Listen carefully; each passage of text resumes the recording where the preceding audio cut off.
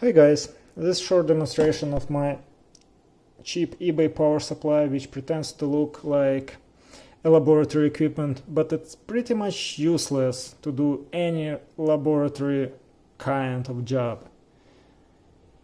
So I have an AC couplet oscilloscope probe running here, and we have almost 500, 600, it's just so 700 millivolts peak-to-peak spikes here.